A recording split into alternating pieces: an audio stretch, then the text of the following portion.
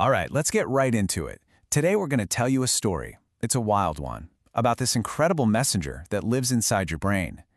A system that's literally designed to keep you alive. But what happens when that very system gets hijacked and leads you right into a trap? It really all boils down to this one question, doesn't it?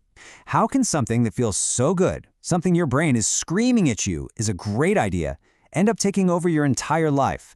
How does a simple reward become a relentless master? Well, let's unpack that.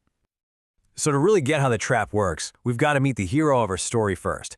And that hero is your brain, just doing its thing in its natural, balanced state.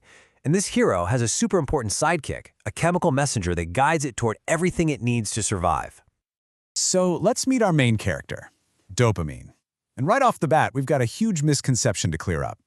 See, dopamine isn't actually pleasure itself. Not really. Think of it more like your brain's internal high five. It's the little voice that says, "Whoa, that thing you just did. Eating that food, acing that test, that was amazing for our survival. Let's make sure we do that again." It's the chemical of motivation. And this is how it's all supposed to work, you know? It's this beautiful, simple loop. You do something healthy, you get a little burst of dopamine, you feel satisfied, and your brain makes a mental note. That was good, let's repeat. It's basically the brain's internal gold star system. It's elegant, effective, and it keeps everything in perfect balance. But then, a villain enters the story. An outside force that doesn't just tap on the door. It kicks the door clean off its hinges and unleashes a flood. This is where our hero's journey starts to get really, really dark. And here is the fundamental difference. Eating a great meal, that's like a gentle, pleasant wave of dopamine. But addictive substances, they are a full-blown tsunami. It's way faster, it's way more intense, and its goal isn't your survival. No, its only goal is its own survival. Just look at this chart. It shows you the insane scale of what we're talking about. The dopamine hit from natural rewards like food is down here. But the surge from addictive drugs, it's completely off the charts. It is an explosion of stimulation that the human brain was never, ever built to handle. And that right there is the heart of the problem. This isn't just a friendly pat on the back anymore. It's like a lightning strike. The brain's reward center is so completely blown away that it immediately relabels this experience as the single most important thing that has ever happened. More important than food, more important than relationships, more important than anything. So what does our hero, the brain, do in response to this?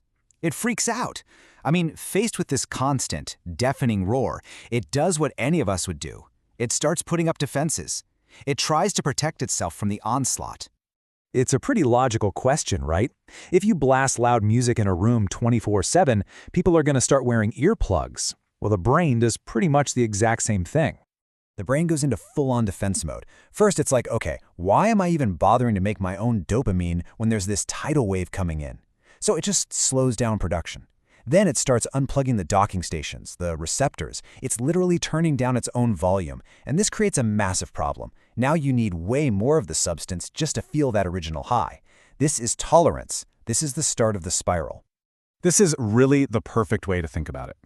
The first time you hear that song, it's incredible. But if you listen to it on full blast for days on end, your ears just get numb. Pretty soon, you've got to crank the volume to dangerous levels just to get that same buzz. That's exactly what's happening inside the brain. And this part of the story, this is the critical turning point. This is where the entire script flips. The motivation is no longer about chasing that amazing feeling of pleasure. Now it's all about desperately running away from a terrible feeling of pain. Because, remember, the brain turned its own volume way, way down. So when the substance wears off, the silence is deafening. Dopamine levels don't just go back to normal, they crash far below it. And this state, this awful feeling, is withdrawal. It's not just some annoying side effect, it becomes the new boss. It's the primary thing driving every decision. This is so crucial to understand. The whole game changes. The user isn't trying to get high anymore. They're just trying to get back to zero. The entire quest is about escaping the misery of withdrawal just to feel, well, normal. The very thing that caused the problem has now become the only solution. And at this stage, that shift is 100% complete. Whatever choice existed before is gone. It's been replaced by compulsion. Desire has morphed into this powerful, overwhelming, compulsive drive. The brain is now totally convinced that it needs this substance simply to function. And there you have it. Our hero, the brain, has been fundamentally rewired.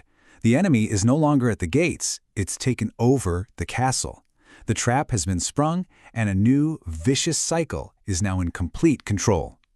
And the damage is real. We're talking about the entire motivation system being hijacked. The parts of your brain that are supposed to handle learning, memory, and, this is a big one, impulse control, they're all weakened. The very organ that was designed to guide you is now leading you deeper and deeper into the trap. So let's just run through this whole tragic story one more time real quick. It all starts out so perfectly.